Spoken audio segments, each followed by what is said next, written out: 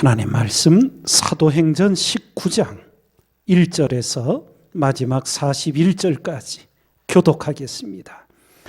아볼로가 고린도에 있을 때에 바울이 윗지방으로 다녀 에베소에 와서 어떤 제자들을 만나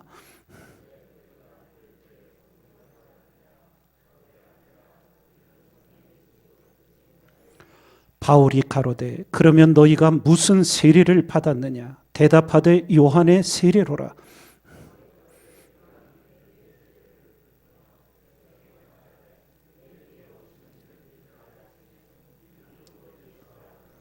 저희가 듣고 주 예수의 이름으로 세례를 받으니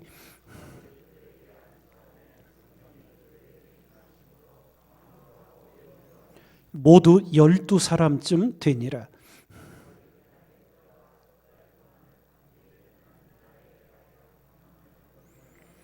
어떤 사람들은 마음이 굳어 순종치 않고 무리 앞에서 이 돌을 비방하거늘 바울이 그들을 떠나 제자들을 따로 세우고 두란노 서원에서 날마다 강론하여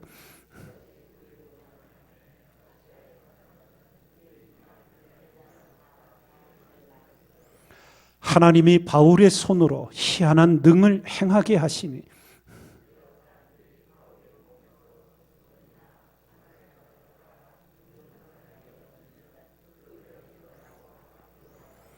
이에 돌아다니며 마수라는 어떤 유대인들이 시험적으로 악귀 들린 자들에게 대하여 주 예수의 이름을 불러 말하되 내가 바울의 전파하는 예수를 빙자하여 너희를 명하노라 하더라.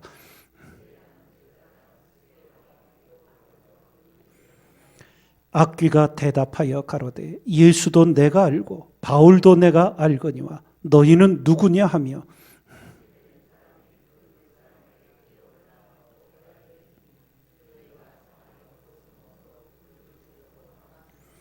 에베소에 거하는 유대인과 헬라인들이 다 이 일을 알고 두려워하며 주 예수의 이름을 높이고 또 마술을 행하던 많은 사람이 그 책을 모아 가지고 와서 모든 사람 앞에서 불사르니 그 책값을 계산한 즉 은 5만이나 되더라.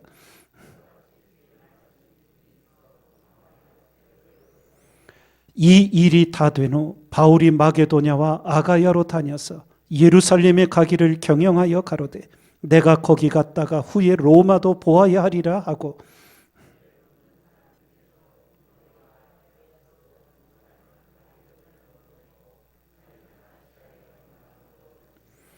그때쯤 되어 이 도로 인하여 적지 않은 소동이 있었으니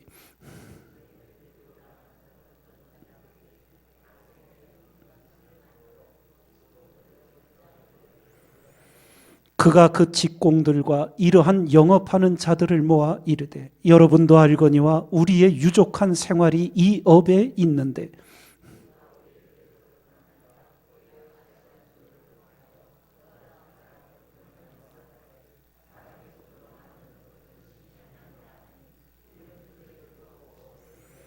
우리의 이 영업만 천하여질 위험이 있을 뿐 아니라 큰 여신 아데미의 정각도 경홀히 여김이 되고 온 아시아와 천하가 위하는 그의 위엄도 떨어질까 하노라 하더라.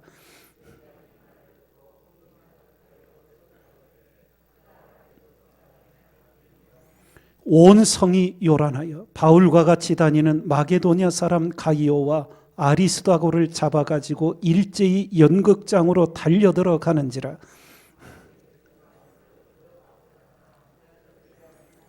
또 아시아 관원 중에 바울의 친구된 어떤 이들이 그에게 통지하여 연극장에 들어가지 말라 권하더라.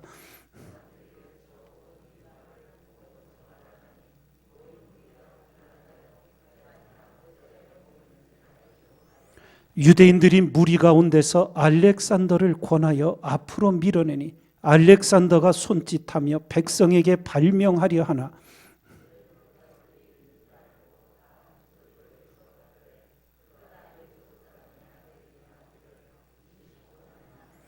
서기장이 무리를 안돈시키고 이르되 에베소 사람들아 에베소 성이 크나데미와 및 스스에게서 내려온 우상의 전각지기가 된 줄을 누가 알지 못하겠느냐.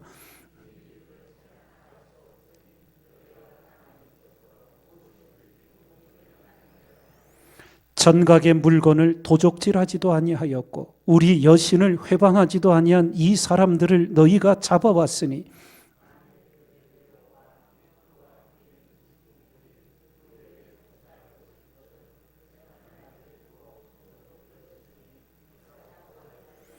만일 그 외에 무엇을 원하거든 정식으로 민회에서 결단할지라.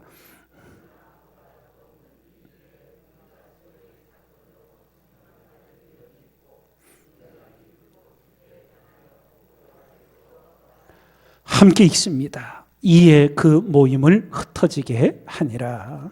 아멘. 오늘 말씀은 바울의 3차 전도 여행 에베소 지역에서 일어난 강력한 성령의 역사와 함께 그 하나님의 구원의 역사를 대적하는 어둠의 역사가 함께 기록된 내용입니다. 먼저 바울은 에베소 교회 성도들에게 너희가 믿을 때에 성령을 받았느냐 하고 물었습니다. 그러자 그들이 대답하기를 우리는 성령이 있음도 듣지 못하였다는 안타까운 일이 밝혀지게 됩니다. 우리가 이미 복음서를 통해 알고 있듯 부활의 주님께서 제자들을 찾아가 가장 중요하게 주신 말씀 중에 하나가 성령을 받으라는 것이었습니다. 그리고 40일 동안 부활의 몸으로 이 땅에서 하나님 나라의 일을 증거하시다 감람산에서 승천하시기 직전에도 제자들에게 예루살렘을 떠나지 말고 아버지의 약속하신 성령을 기다리라고. 그래서 제자들이 마가의 다락방에 모여 약 7일간 저녁 기도에 힘쓰다 오순절에 성령 강림의 은혜를 입었습니다. 구원의 역사, 교회의 역사는 한마디로 성령의 역사입니다. 성령의 역사로 교회가 시작되었고 주님 오시는 그날까지 성령 하나님의 역사로 교회는 세워지며 구원의 역사는 진행될 것입니다. 그래서 우리나라도 1960년대 후반부터 1980년대 초반까지 약 20여 년간 하나님을 통하여 이 땅에 강력한 성령의 역사를 부어주셨습니다. 그래서 전 세계가 깜짝 놀랄 붐이 우리 한국교회에 일어났습니다. 문제는 그 다음입니다. 성령 충만받은 이후 교회와 그리스도인들의 생애가 어떠해야 하는가? 우리 사람의 속성 중에 하나가 지속적이지를 못합니다. 한마디로 롤러코스터를 타는 거예요. 올라갔다 떨어졌다 올라갔다 떨어졌다. 예. 신실한 하나님의 사람들의 특징 중에 하나가 지속적으로 성장하는 겁니다. 우리 몸은 성장의 한계가 오지요. 그러나 영적인 성장은 지속적으로 잘할 수 있습니다. 그래서 성경이 우리에게 예수 그리스도의 분량까지 자라가라고 권면하고 명령하고 있는 겁니다. 오늘 이 새벽 기도의 자리, 그렇게 생각하시는 분은 계시지 않겠지만 만에 하나 내가 새벽 기도까지 매일 쌓으니 스스로 나는 참 훌륭한 그리스도인이라 생각하신다면 하나님 앞에 물으시기 바랍니다. 나는 정녕 성령으로 거듭난 그리스도인인가? 또한 성령으로 거듭난 체험을 가진 성도님들 많이 계십니다. 그렇다면 나는 정녕 매일 그리스도 안에서 성장하고 있는 그리스도인인가 스스로 점검하시기 바랍니다.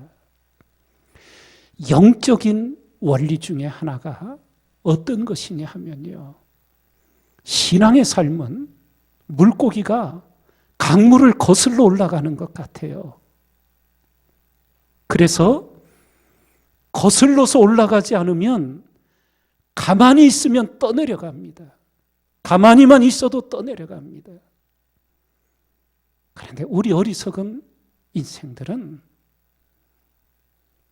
다른 것은 노력해서 얻는 줄 알면서 신앙의 삶은 시간 가면 저절로 성장하는 줄 알아요. 절대 그렇지 않습니다. 기도하기는 늘 강조해 드렸듯 어제의 성령 충만으로 오늘을 절대 살 수 없습니다. 퇴보합니다. 오늘은 오늘의 성령 충만을 받으셔야 됩니다. 영적 원리가 그렇기 때문에 끊임없이 그렇게 가르치고 강조해 드리는 거예요. 가만히만 있어도 떠내려가는 거예요. 성장하지 않으면 그렇게 머물러 있는 게 아니라 퇴보하는 거예요. 영적인 일이 그렇습니다. 하나님 앞에 이 새벽을 깨어 기도하며 나는 하나님 보시기에 성령으로 거듭난 그리스도인인지, 성령으로 거듭난 체험이 있다면 나는 그 첫사랑, 첫 뜨거움이 성장하며 지금 하나님 앞에 연락되고 있는지 돌아보셔야 합니다. 적당히 되어질 수 있는 일이 결코 아니에요. 너희가 믿을 때에 성령을 받았느냐? 이 당시 에베소 지역은 아뎀이라고 하는 사람과 동물의 출산을 주관한다고 우상으로 만들어 놓은 그 여신을 섬겼습니다.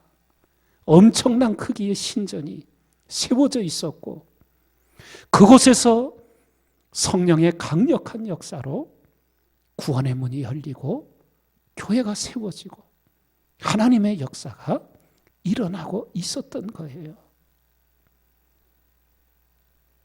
2021년 이 시대 70년대에 뜨거운 성령의 역사들이 잃어버려졌어요.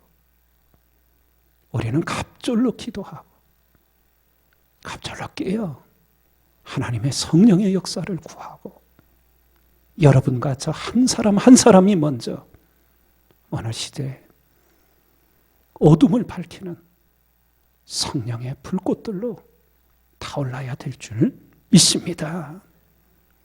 우리 경상도 사투리에 그런 거 있더라고요. 마음 단디 가지라. 새벽마다 마음 단디 묶으시고요. 하나님 앞에 구하셔야 합니다. 자식이 떡을 달라 하면 돌을 주며 생선을 달라 하면 뱀을 줄 아비가 어디 있느냐. 악한 자라도 좋은 것을 줄 알거든. 하물며 너희 천부께서 구하는 자에게 성령을 주시지 않겠느냐고. 성령의 도우심이 없이는 우리는 그리스도인의 삶을 살 수 없어요. 교회가 교회 역할을 할 수가 없어요. 오늘의 성령 충만을 새벽마다 구하시고 받으시며 하나님의 사람으로 그리고 하나님 교회의 사명을 감당하는 우리가 되길 주님의 이름으로 축원드립니다.